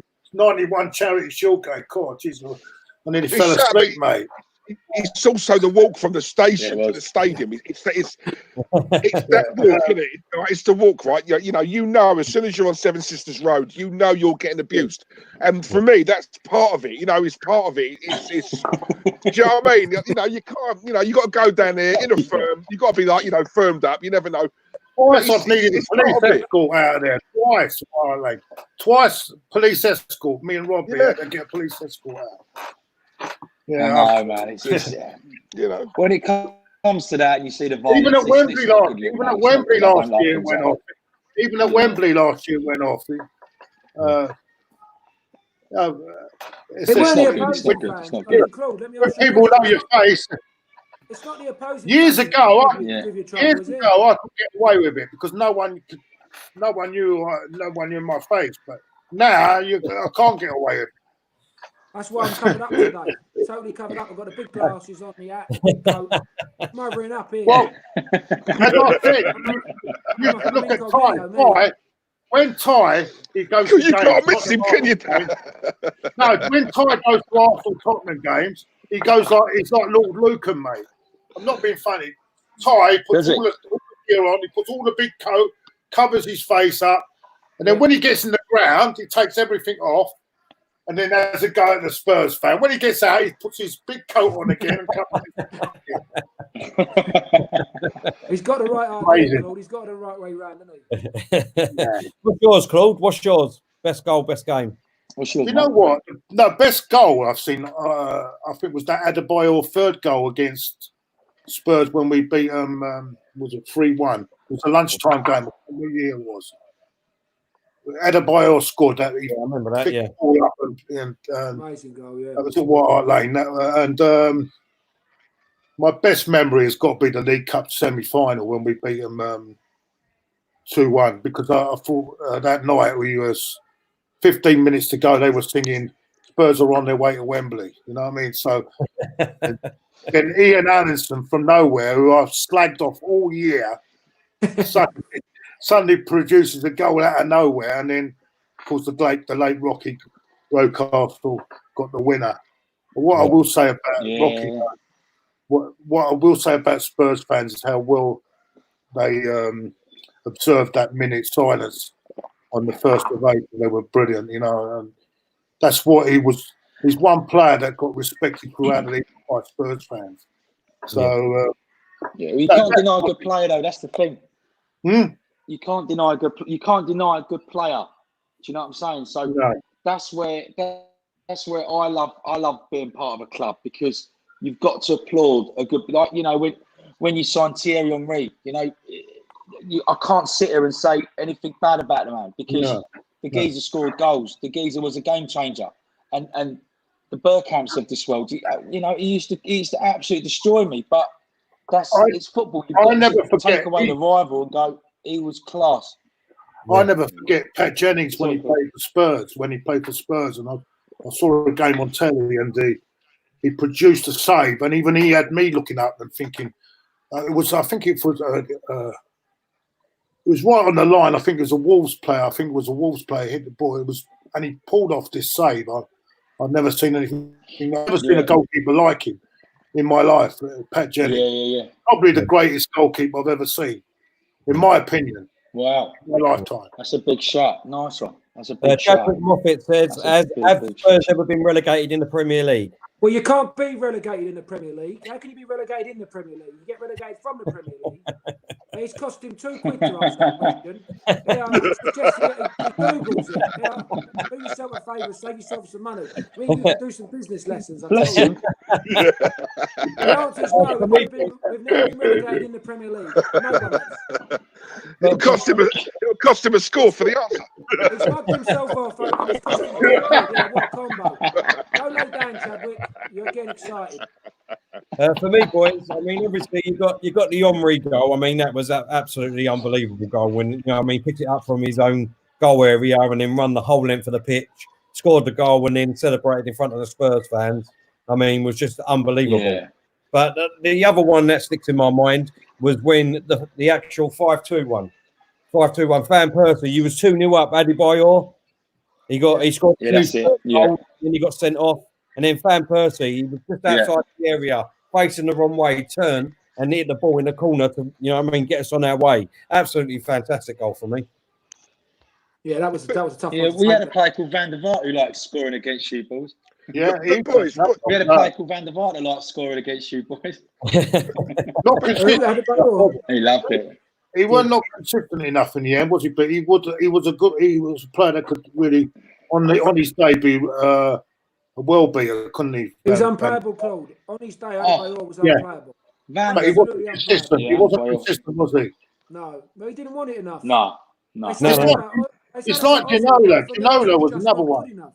Ginola was another one, wasn't he? Ginola was class, man. Oh, Ginola was. He was class. Ginola was born to play football in the same mould as Bergkamp. Ginola was something else. I mean, he's a complete natural. I mean, he had everything. He glided, Claude. He glided. I agree. He had him at the wrong time, innit? Yeah. I would say you had him at the wrong time, innit? Really. He was a class player. I'd agree with that. What I'm saying is you had him at the wrong time, really, to be honest with you. But then again, he did contribute. Yeah, we had him sort of the back end, didn't we? Yeah. He did contribute to Ginola brightened a very dark period for Tottenham, Ginola. In that back end of the 90s, it was a very dark time. And Ginola, didn't you have Chris Armstrong playing with you at that time? Who tell? Chris Armstrong. Yeah. He was a striker. Chris Armstrong. Bloody hell. You know what? I thought Chris he was a good player. On his day, he was a good player. On his day, he was a good player. He was a good player. But what happened to him was he got an ankle injury and he was never the same. Stefan Freud, wasn't it? Stefan Freud. Stefan Freud. What happened with what's his name? What happened with Francis Jeffers? Because he's one of my good mates is Arsenal, and he goes, "That's his worst ever Arsenal player he's ever seen wear a shirt." Now, I don't understand how he never really kicked on because he was scoring for fun at Everton. Do you know what I mean? I don't You understand. know, I think it was, and it if I'm honest, mate, I think it was the pressure of going to a big club. You know, you get. Do you know what? Right, one of your players, and I've always liked him. Right, Jermaine Defoe. Yeah, but one of my arguments has always been, how is a player like that never ever? How is a big club at the time you're looking at Man United, even like your clubs abroad? Yeah. Why is no big club ever gone in for him? Right, and a lot of people have said to me, he's a good striker. All right, he'll get you goals. Yeah, but Wenger used to do it. He used to find out so much information about a player off the pitch. What's he like off the pitch? What's his psyche like? Yeah, and I think that is very common in football. I think that there's a lot of players on the pitch, right? You know, they're good players, yeah. But Francis Jeffers was one for me. It could be, you know, in a small pond, he's fine. But when you go to a big club, mentally, you just can't do it. You know, you walk on that pitch. You got 38,000 fans at the time. You know, or whether it was Highbury, wasn't it? Yeah, 38,000 fans. Yeah, I think it was Highbury. Yeah. On a bigger platform. You know what I'm saying? Where, you know, everyone's watching you. You know, you can have a bad game at a smaller club. No one really takes any notice. So you're at the Arsenal now. You have a bad game, right? You know, people are going to comment on it. And I think sometimes it's the mentality, you know. Yeah. I mean, it's only recent. Go on, Claude. Yeah, he's a surprise because he was just a out-and-out goal scorer, isn't he? Yeah. I think what it is with him, box in the box. I think, yeah, maybe, and it took more. It's like Wright. Wright was the same. You know, when Wright was at Arsenal. Everyone, we turned more into a cup side than a league, challenging for a league. It seemed it was too based on Wright rather than, and it took other players out of the team. I think that was the problem. But I don't know. Yeah. Defoe is interesting. I do like Defoe. He was an Arsenal fan as well, apparently. Yeah, he's according to the Arsenal fans. So was Darren Bent, because I've spoken to Darren Bent. You can take him. You can have him, Claude. Tim Sherwood. He weren't good enough, was he, Anthony? Tim Sherwood. Tim Sherwood. No. He came into a Spurs. No, Darren Bent came into a Spurs side where, you know, we had Pavlyuchenko, we had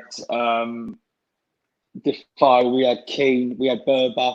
You weren't getting on in especially over Berbatov. You know, you weren't getting in front of him. So I just felt he came at the wrong time. Yeah. Right. Just a minute applause for the NHS before we go. Yeah. It's 2 minutes to go. It's 2 minutes to go before we do the cut. All right, lads. You don't mind doing that for a minute, do you, boys? Of course not. Absolutely, would love to support the NHS. No, not at all, lads. Not at all. Yeah. Also, I want to give a happy birthday to Tom. Is it Tom Moore? Tom Moore, yes, Colonel Tom Moore. 100 years old today, by the way. Happy birthday, 100 Tom. years old. Unbelievable. Amazing, guys. Unbelievable. He's raised a lot of money, hasn't he? How much has he raised? Nearly 30 million, I think, isn't it now? 30 mil. 30 mil. 35 million. 100 years old, still, and he fought the coronavirus, yeah? Well, two world wars. Two world wars. Yeah. Well, incredible guy. And, it's just, I think that we need to say happy birthday to him as well. They should give them a knighthood, actually. Happy birthday, Tom. I just want to say I think they should as well, mate. Before it's finished. When you think there's people who've got knighthoods, I mean, I don't know how they get them. And then there's people like him. He should be getting a knighthood. You're right. Just before you boys go, I want to invite you all to 3 premieres I've got coming up. Films Nemesis, Pretty Boy Roy Shaw, and Renegades. Pretty Boy. First part you in the Roy Shaw, yeah? Invited to the premiere. Oh, thank you very much. Nice one, Danny. Please, mate, I'll be there. I'll be there, bro. Thank you. Nice one.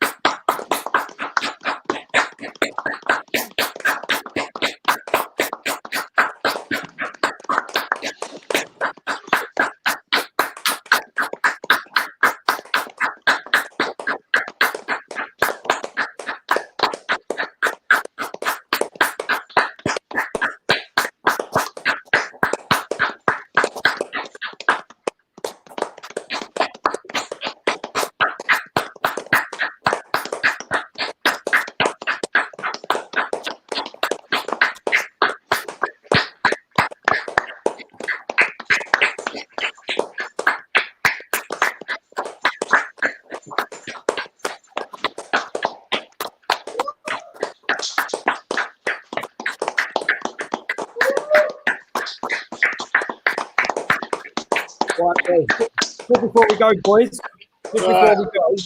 Just before we go, what I'd like to do, if you've got 5 more minutes, we've got 5 more minutes.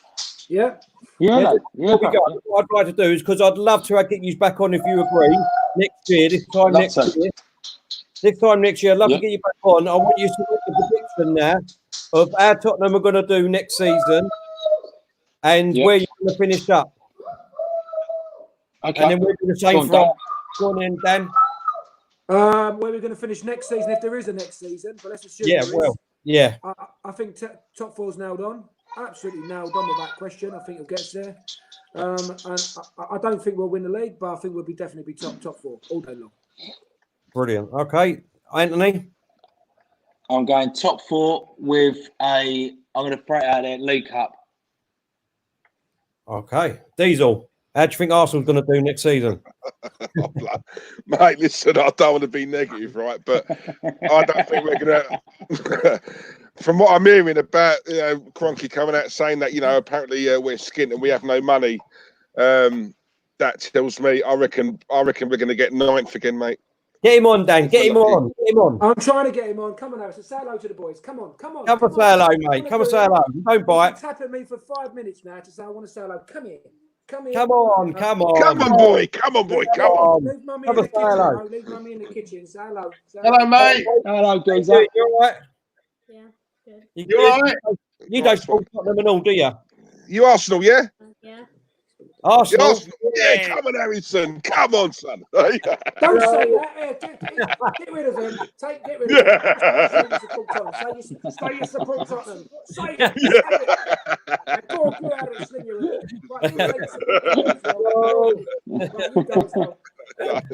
Can't trust him enough, We'll be holding pictures up next. That's what Danny's saying. If you want dinner tonight, you better Lovely to see. And you know what? I'm going to say. I think if we get top 6, we'll be very fortunate. I'm going to be honest. Yeah. In my opinion. As for Spurs, if they keep Harry Kane, yes, possibly top 4. But if they don't, I think they could have problems. Yeah. Okay. Big talk, Claude. For me, it all depends, like Danny said, really, what happens, with the end of this season and going in. I mean, to be fair, we didn't really touch on it. We can probably, is that, Tottenham and Liverpool put their non-playing staff on furlough. Do you know what I mean? So really, in my eyes, Tottenham should be embarrassed, just in my opinion, this is, that, they put their non-playing staff on furlough and then go out and spend 50, 60 million on a player. I think that would be... I think a lot of their season depends on if Harry Kane stays, because there might be a big offer coming in from a certain club in Manchester, or whether...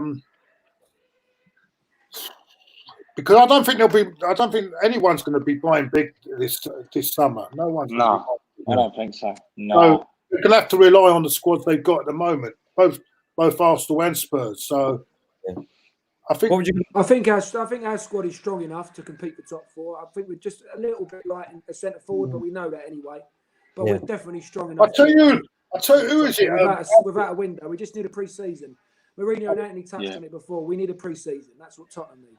I think the only thing I would say that I think the 2 centre halves. I think the who is it? Alderweireld. I'm not so sure. I'm not so sure whether he's. I think there's something not right. I think he might have to be moved on. I think. I think he's getting on a bit in terms of leg. I think he's getting a bit leggy. You could tell that last couple of games. I'm going to be honest with you, but. Yeah, that's fair, dude. That's a fair point. We need a centre back, we do. But Vertonghen's legs are on. There's no disputing that. Vertonghen's I think that is it Ndombele? Ndombele. Don't you start that league that to me. Ndombele. I thought it was more from him to come. I think there's probably more to him to come because he's not had a great first season, but then he's played half an hour all season, Claude. It's terrible.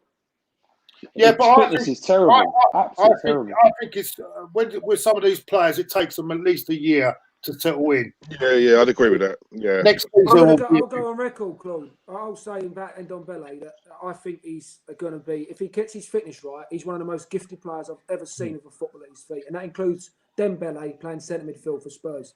I've watched him. I think he's an absolute magician, is Ndombele. But he just got to get his fitness. If he gets his fitness right, we're talking about one of the best centre midfielders of a generation. And I can ask you, boys, what's your thoughts on Eric Dyer? Not what he's done. He's got the turning circle of a boat. I think he's too slow. He's not agile enough.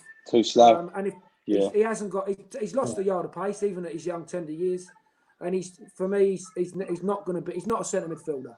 In a back three, he's a good player. He reads the game well. Left foot, right foot, strong, connect the ball. But he's in a sort of Chambers mode. Won't quite get there, you know. Yeah, you know what it is, boys, right? Exactly it. That's exactly your Eric Dyer is like our Granit Xhaka. That is exactly how I look at it. Exactly how I look at it. Don't ruin my night. Don't bring him into the conversation, please. Do not ruin my night. Too late, son. Too late. Too late, Claude, I'm afraid. What is it with him? What is it with Xhaka? His mind.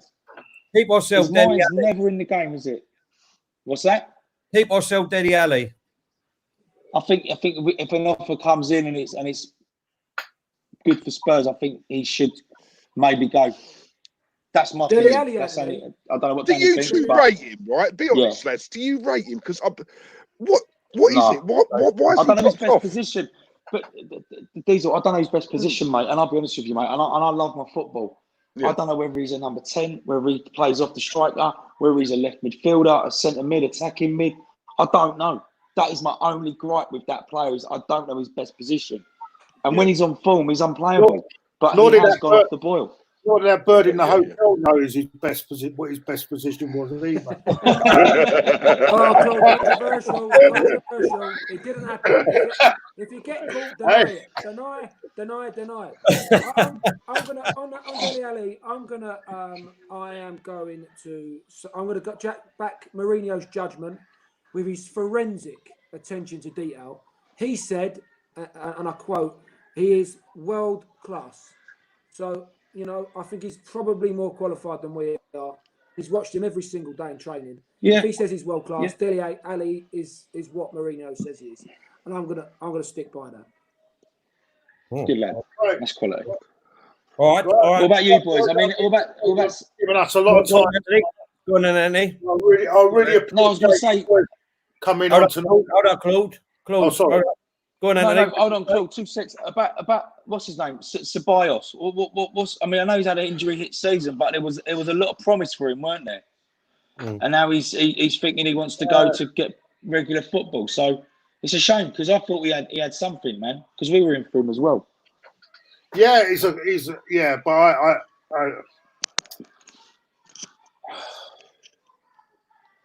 Is he the next level for you? I like him, but I'm not sure whether Arteta. I'm not sure what Arteta values him enough to pay the fee that they'll probably Real Madrid want for him. But we'll see. I mean, I don't think he'll get back in the Madrid side. So not so. I think the rumor was that we were supposed to sign him, wasn't we? But we couldn't guarantee him first in football. No, exactly. I don't know. I mean, he's a good. I like him, but I thought he was better. Actually, I've got to be honest with you. I thought he was better than what we got when we got him. I watched him in these under 20. Was it under 21 tournament? Yeah, he's great for Spain. Yeah, he plays great for Spain. Yeah. But I don't know. I have to watch him another season. But I don't think Arsenal will only pay a certain amount of money for him, and that's why we'll see how it goes. But what do you think of it? You like him? Do you? Yeah. I was gutted because I said we were in for him, and I saw the Spanish World Cup, and he had a bit something about him. So when you got him, I was like, this is the player that they've been missing, man. I was gutted, and obviously he's had injuries, which is a shame. But no, he seemed a good player, mate. He seemed a good player. What's happened to Terry? Is he gone? I think we bored Terry to bits, mate. Bless him. I think he's so upset with the thought of Tobias going, mate. He, as soon as you brought him up, you know what I mean? He had to, like, you know, he had to go off, mate. Listen, boys, thanks again. Thank you. Thanks for your time, mate. Thank you for having us on, Jack. Thank you very much. Anytime. It's a pleasure having you both on here. Yeah, I was going to say I wish Spurs well for the. I can't play that. I wish you both well. I know, Danny. You've got. You said you've got premiers coming up, have you? Yeah, I've got 3 premiers coming up. Yeah, got 3 premiers coming I've up. got Pre-Boy Roy Shaw, Criminal Underworld sort of leader, as it were. Great multi-million selling book. So that's going to be exciting. I'm sure you know that gentleman was. We've got Renegades, which is some military versus an Albanian sort of turf war. And we've got Nemesis, which is with Billy Murray, Nick Moran. With Billy, yeah. And that's going to be great. All directed by Jonathan Softcott. We're excited. We've had, the scripts have really gone down really well. The cast is really strong. 1 or 2 Hollywood boys coming in as well. So I'm very, very excited. And I'm very excited to see you all at the premiere. I'm going to get you very drunk, Claude. All right. Dan, you think we're joking, mate. We are there. We are there, man. We're not joking, mate. I'll keep you. Now you're coming. You're all coming. I'd love to come. When is it coming out, Dan? Brilliant. And when they coming out, Dan? Yeah, so of course, what's gone down at the moment, it's not Elk Matters. No. A lot of film sort of production companies are now scrambling for cinematic slots, and everyone's fighting over the same slots. That gives us a problem. Same thing with Netflix, same thing with Sky Atlantic, Sky. It is an issue, but we'd like to think that first part of next year, January, February, we'll be able to release them. Brilliant. They'll be made before then, but when we can release them, good luck to you, mate. Is in line with the slots that we're given. No, sweet, man. Yeah, mate. I'll hold you to that. I will hold you to that, Danny, by the way. I'll hold you to that. Yeah, Claude, it'll be a pleasure to have you there. And as someone Thank you who's so much. watched you on television for a long time, you talk one of the only people that talked a lot of sense and very honest when it comes to very much. And that is it's unusual. true. It's true. Unusual. It's true. Thanks a lot. Thank you, Dan. All right, lads. Thanks, boys. Anthony, what are you up to? You up to anything? Mate, I'm at home, mate. No, I was doing a play that got cancelled due to the corona. So hopefully that gets rebooked in September time. So I'll be doing a play there, and then I've just got little bits and pieces, mate. A little bit of music, but more concentrate on the acting because I grew up acting. Concerts coming up. Probably. Not at the moment. No, not now. Not now. I mean, in the future. A couple of years' time, you never know. Watch your space. But I'll make sure you're invited, Claude. Don't worry about that, mate. Listen, and the boys as well. And the boys. Oh, thank you. Nice one, bruv. Nice one. Listen, if this season does go ahead for some reason, we've still got to play you. Yeah. So I'd love to get you two back on just before the game and after the game. Oh, I'd love that. Thank you. That's half dangerous. That is. I know, mate. I know. You sit on there, all credit to the boys that do this for a living, right? And I do give them banter and stick, but they've got a lot of bravery to stand there and talk about football, and especially before derbies. Because I know how painful it is to look at my WhatsApp messages when we lose, and that's 6 or 7 people. Oh, it's the worst, mate. It's the worst. It's a terrible, gut-wrenching feeling. It's unfortunately you know how I feel. We've won more games than you have in the derby, so it hasn't been so bad. But yeah, it's. I might do it. I might not. But I'm definitely going to keep covered up though. So what you're saying is that if you lose, you ain't going to answer the message. I'll tell you what, if I lose, I don't want to talk to anyone for weeks. It's a bad feeling. Anthony, while I've got you here, Anthony, let me ask you a quick question. Anthony, my wife has got a poster of you up on her wall still. And she's still watching this. Can you tell her to take it down, please? It's been too long. Passion and stuff. I don't, you're not. Yeah, I don't. Nah, take it down, babe. Take it down. Okay. To be fair, at least it's only a picture. But you don't mean that. As long as she ain't shouting out Anthony, just before it. I don't mind that. That's when it gets kinky, Tell. I don't mind the kinky stuff. It's all right. Yeah. Go on, Danny. Anyway, No, don't boys, tell anyone. listen. No one's watching our lives. Oh, It's boys. only between us, isn't it? It's only between us anyway. That's right, mate. It's all a laugh. Hey, thanks to everyone in the chat. Thanks for viewing, and thank you everyone. Thank you, Danny. lads. Thank you, Anthony. Great to have you on. Thank you, Diesel, as well. That's all, mate. Terry, as well. Cheers, Dave. And take care, everyone. Enjoy the rest of the. Well, we haven't got much left of the week. I forgot even what day it is. I mean, the way with this lockdown business. I know. What day is it, by the way?